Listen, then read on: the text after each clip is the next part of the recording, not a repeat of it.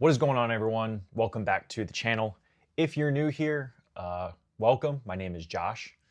Today we're going to be talking about estranged relationships with your parents. So if you're thinking about possibly cutting off your parents, if you have cut off your parents, if you are looking to reestablish a relationship with your parents, this is the video for you. So we're going to be talking about kind of what all that looks like, my experience with that, and how I was able to build a relationship back with my parents. So what is an estranged relationship? This is a term and a concept that I was not familiar with. An estranged relationship is essentially when someone lets go of another person. They kind of cut off communication. In this situation, it would be you as the child, or maybe you're a parent watching this. And if you are the child or the kid or the young adult in this situation, you are thinking about cutting off communication with your parents. This has kind of been a new revelation, it seems like, within maybe like the last decade. I know that there's a video that Oprah did with kind of this open house talk with some professional counselors and psychologists where they've talked about some of their experiences in the professional workplace. I'm not going to talk about that stuff. I'm not going to talk about the therapeutic side of all of that. I'm going to talk about my personal experience, and maybe that can help guide you in some way if you're thinking about cutting off ties or cutting off communication with your parents, or maybe you're already in that position and you're unsure how to feel. So a little bit about brief backstory to me if you haven't seen some of my other previous videos. A few years ago, my mental health collapsed significantly, and when that happened, my immediate family was really nowhere to be found. And I think when you are at a point in your life where suicide is really at the forefront of your daily thought and belief system, it's a devastating and debilitating, it can have a devastating and debilitating impact on your life. And to not have family there to support you through that is really difficult. And I don't even think that that's probably the right way to say it. I don't really know if there's a right terminology to put around it. So when I was at kind of the height of my suicidality, I guess you could say, my parents knew. My parents are divorced. They've been divorced since I was 2, according to them. So I've never seen my parents have a good working relationship. They don't communicate really with each other. But my dad remarried. My mom has never remarried. And even with them in their own separate corners, knowing what I was going through, there was zero attempts on their end to really see me, out of state or support me. Both my parents still live up in the Northeast. I, of course, now live in Charleston, South Carolina. And at no point did they make any attempts to come see me, their son, and really take a serious effort at trying to be there and support me. And through that experience, over the course of about a year and a half, it really kind of showed me who I could rely on in my corner in life when I really needed them the most, and who I couldn't. I think that there's something important to say here is that I think if you're at a point in your life where you're considering cutting off your parents from a communicative standpoint, it should really kind of be a last resort. It's not something that I suggest you just go in and just do right off the bat. I think you should really lay out the consequences of what that decision could be. And that's something that I really thought about for a long time before I made the decision to go non-contact with them. And even when I did make that decision, it was really difficult, and it had a rippling effect through the family. Um, I'm the only son. I have an older sister. But because none of my immediate family was there with me during that experience, and I want to say, like, I'm not saying that my family had to be there every waking moment, but because they were not present at all, because they made zero effort and it didn't seem like they took it very seriously, it really showed me the emotional vacancy and capability that they had for me. And it showed me what they were willing or not willing to really do. Um, I've seen other family members in my life who have maybe gone through a similar experience or had similar severe symptoms of something. And in those moments in life, my parents went to them. People in my family went to those people. Um, so I found it kind of, I felt isolated and I felt very alone and let down by the people who claim they love me the most. Um, but this video isn't meant to just talk about my experience.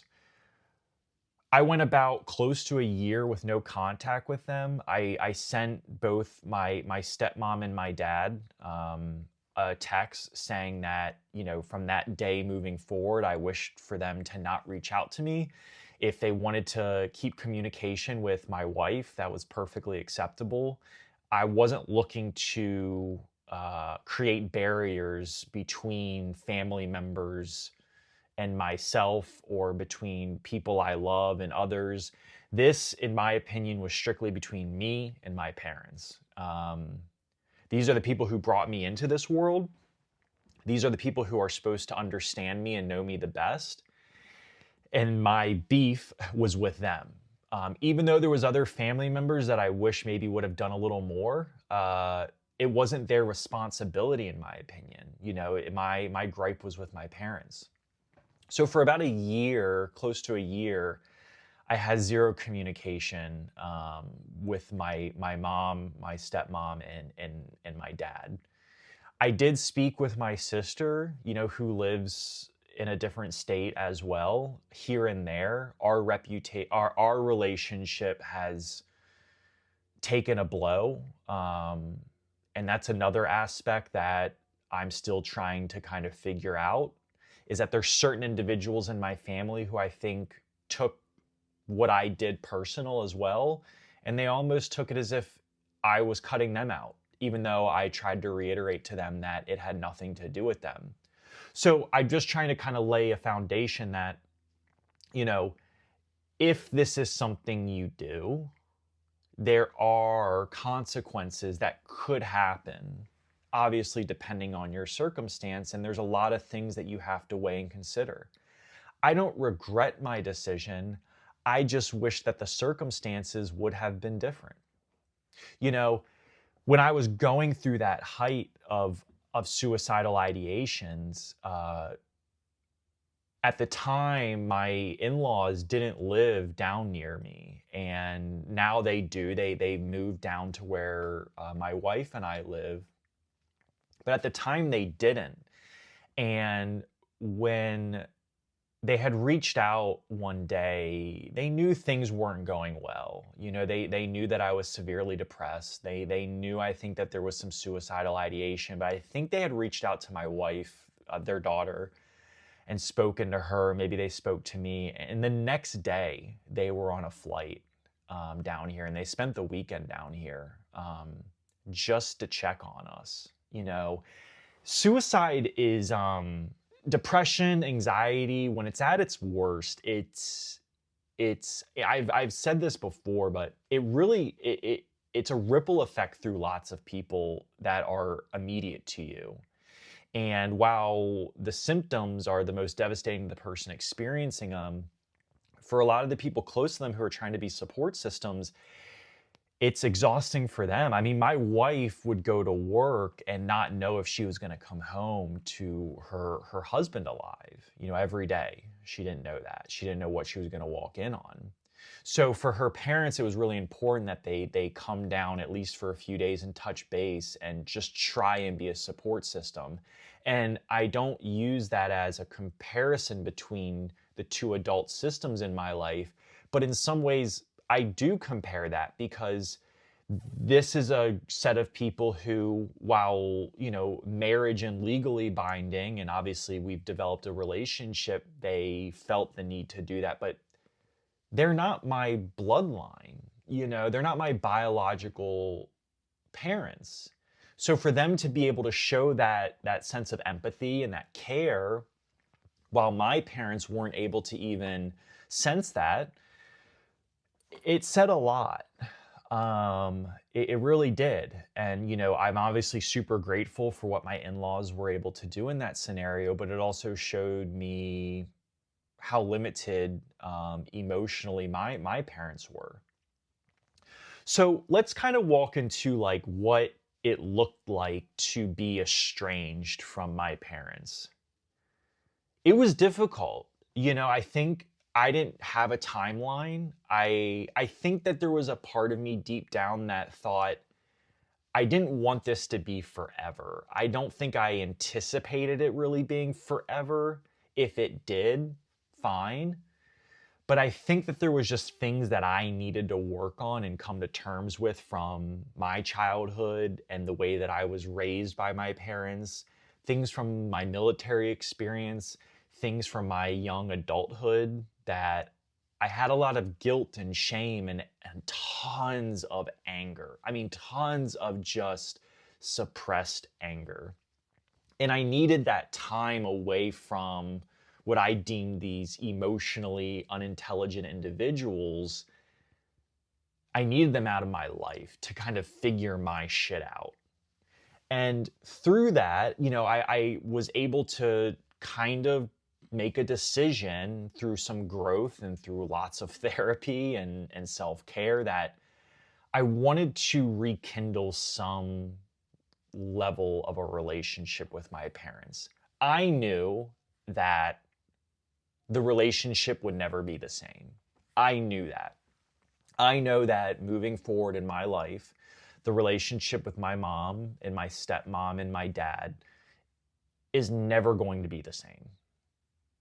And I'm comfortable with that. I'm fine with that. I had to learn to build a wall or some type of barrier to protect me and my family from what they were not able to provide for us. And I think maybe to some people that doesn't really make sense, but I think if you come from a family that's dysregulated, not cohesive, you get it. Divorced families, I think, impact children significantly. I used to grow up thinking that divorced children suffered just because of the divorce. But what I've learned is that it's not necessarily the divorce that causes the issues, it's how the parents interact regarding the divorce. And my parents couldn't have really done a worse job at handling the divorce aspect between my sister and I. I mean, my sister and I were used as pawns between my parents, negotiating tactics. Go inside and ask your dad this, run back out and tell mom that, go back in and negotiate this, come back out. It set us up, I mean, at least I can only speak for myself, it set me up for this perception of what relationships looks like to be really unhealthy. And I think there was a lot of that was unsolved, that I don't blame them anymore. I forgive them in a sense, but I've also learned that, like, I know who you are. I don't hold this resentment towards you anymore, but I won't forget. And I've moved on from it, but I have to keep my distance. So in that time period, in that about a year length, I did a lot of soul searching. I did a lot of therapy, a lot of work. And I decided that I wanted to reach back out to them. I kind of wanted to be the bigger person. I felt like I had built enough resilience within myself to be able to handle them again. And I decided to write them both a letter. And I wrote my stepmom and dad a letter, and they were very respectful on replying with a letter. Sent my mom a letter. And, what I asked in the letter was, for the beginning stages, can we please just communicate via a letter? And if you're looking on rekindling your relationship with your parents, if you've been non-communicative with them, I think that that's a really good first step if you're comfortable with that. Maybe even start with just writing a letter to them and not sending it. Getting your words out on paper is really helpful. It's kind of like a soundboard, but also it's just letting you word vomit without getting it actually out there for people to hear. But if you do decide to communicate with them, maybe try a letter first. So I went with a letter route. I sent my stepmom and my dad a singular letter, asked them to respond via letter, and they were receptive of that. They sent me a letter back. I sent my mom a separate letter, and she sent me a text back. Why? She said that she didn't feel comfortable writing me a letter, or that she didn't have it in her. She didn't know what to say. So right there, it goes to show that through that year period, there's still boundaries that are willing to be crossed by certain individuals in my family. And, I was okay. I was annoyed. It's like, damn, lady, you just got to write a letter. You can't even do that for your son. But I was, happy enough that she responded and was willing to be honest, So I just kind of let it go. And since then, we've slowly all have rebuilt some form of a relationship. We don't talk all the time. Sometimes we talk some weeks more often than others. Some weeks we don't talk at all. We do have phone calls with each other. We do say that we love each other. I still have love for my parents. It's just hard to look at my parents as parents. And that's a weird thing. It's a really weird feeling. Because you know that they are, but you're also like, you don't know how to parent me. You didn't, And I think that's a frustrating thing for a child when you're like, one of the jokes I always make is like, I've spent thousands of dollars on therapy now for the shit that you weren't willing to fix yourself.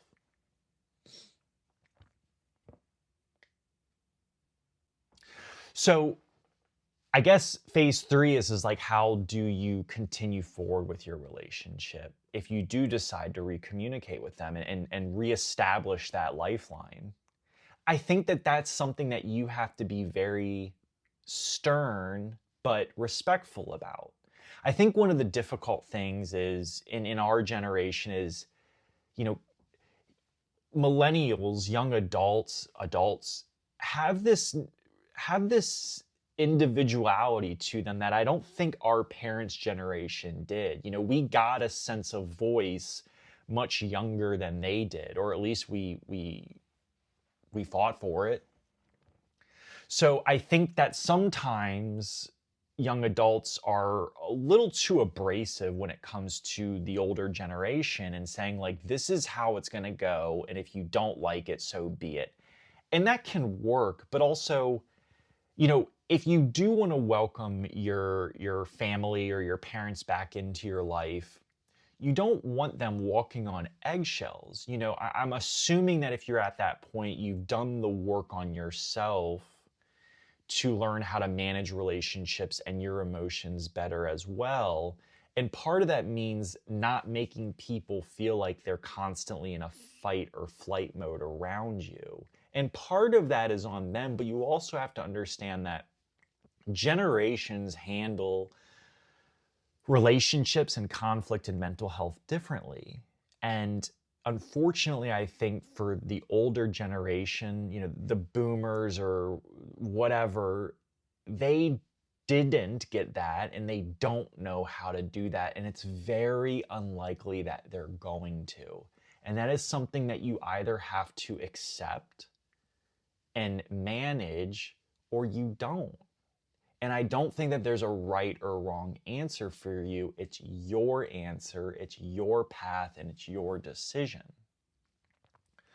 So to wrap this all up, I hope that this, if you're in this place, whether you're at the kind of the theory point of it of like, what does this look like if I do it? I hope maybe it brought you some insight on, this can have a rippling or devastating effect, and depending on the people you're doing this to, it could be worse or it could be better than what you heard from me.